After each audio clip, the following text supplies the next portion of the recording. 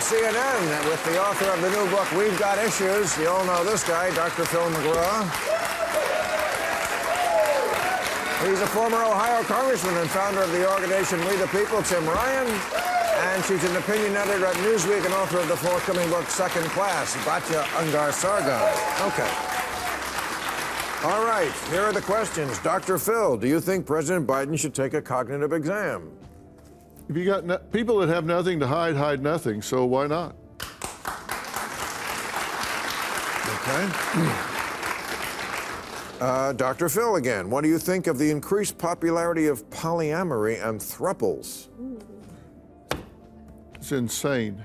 Really? Yeah. That doesn't work. I mean, people have enough trouble trusting one another in relationships as it is. If they're going to start adding in moving parts, that's not going to work. Okay. It's never worked. Okay.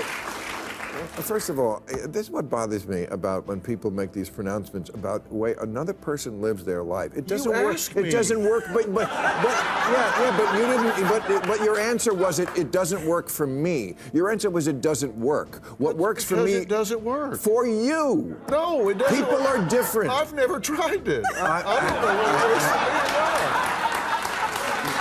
not. But people have.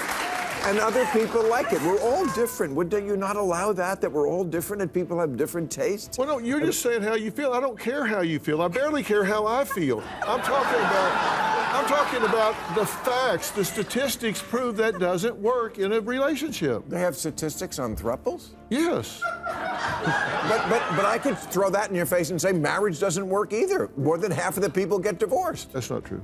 Well, half. No. And the people who stay are not exactly thrilled. Let's move on. You kept changing your answer. You finally got it right. No, I finally got it right. Okay, all right. Tim Ryan, is it a mistake for the Biden administration to stop exports of natural gas? Boy, talk about switching subjects. Yeah. You got the fun one. Well, do they risk losing key voters to Trump? Yes, pausing the export of liquid natural gas. Natural gas is 40% of our energy system here in the United States. Is that what Biden's doing now? He put a pause on the export facilities. Why? Probably to try to get environmentalist votes. But the problem with that is that natural gas is 40% of our energy mix here. We saw the greatest decrease in carbon in the world in the United States. We led the world in reduction of carbon from 2005 to 19 because natural gas displaced coal. And now I think it's a good idea that we continue to do that and export it to the coal-producing countries around the world. That would get us 70% of the way. And it could potentially hurt them with working-class voters in Western PA, where natural gas has been a huge industry. What are your thoughts on gas?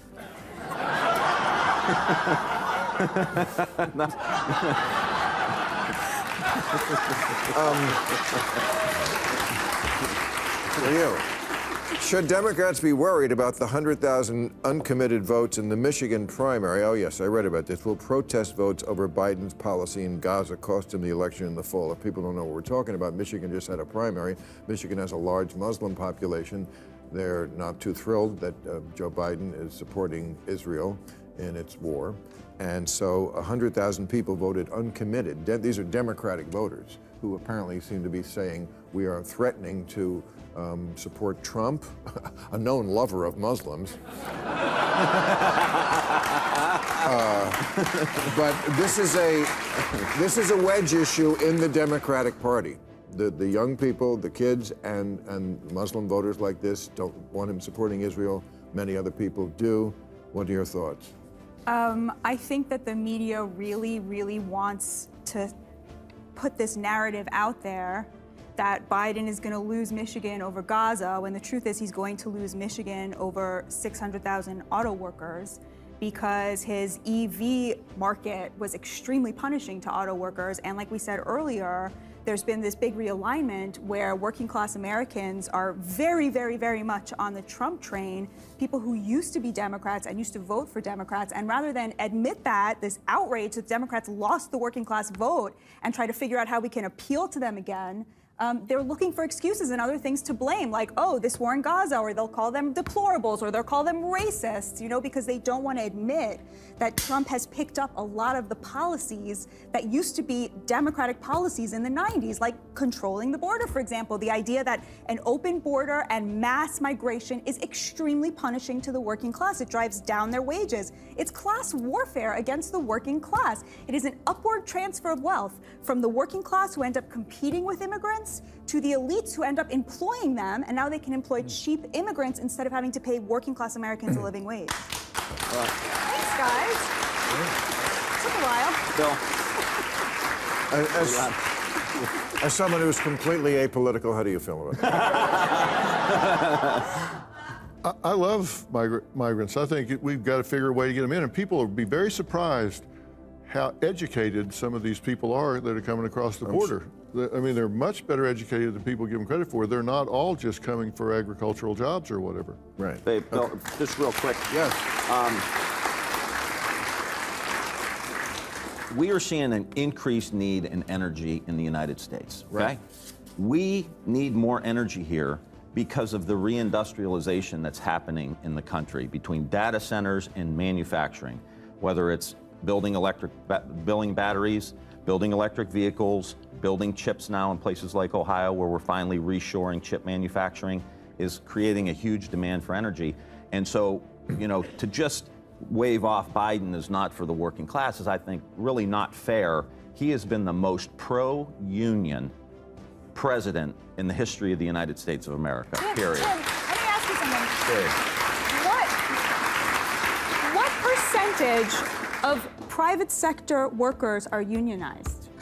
I know you know the answer to this. Yeah, well, it's growing, is what you need to know. Well, that's not the answer. It is 6%. What's the number? It's 6%. more And like, the reason for that, unions have never been as popular as they are now. Popular in terms of, you poll Americans, you say to them, how do you feel about unions? They feel really good about them, and they are not joining them. 6%. Why? That is so Why? not, Why? that Tell is me. I'll so, tell you what. That is so not true. It is I speak at union conventions. Every union president I talk to, they say, we're putting 1,000 new members into our union shop. Go talk to the iron workers. Okay, but wait, I want to hear the answer why 6% if they said they like it. Right, so why do they understand that against a corporation, a worker has no power. They need collective bargaining. Right. They need representation. Why aren't they joining unions? I'll tell you why.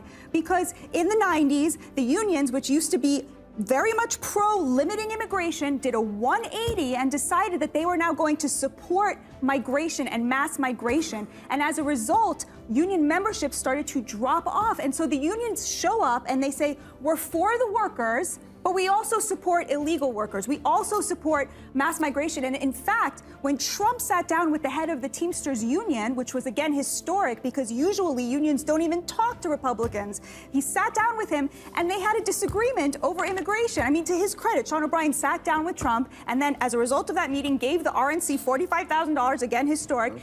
Trump said, immigration is hurting workers. It's hurting union workers. And Sean O'Brien said, well, that's not our position. But, Bill, this is... Okay.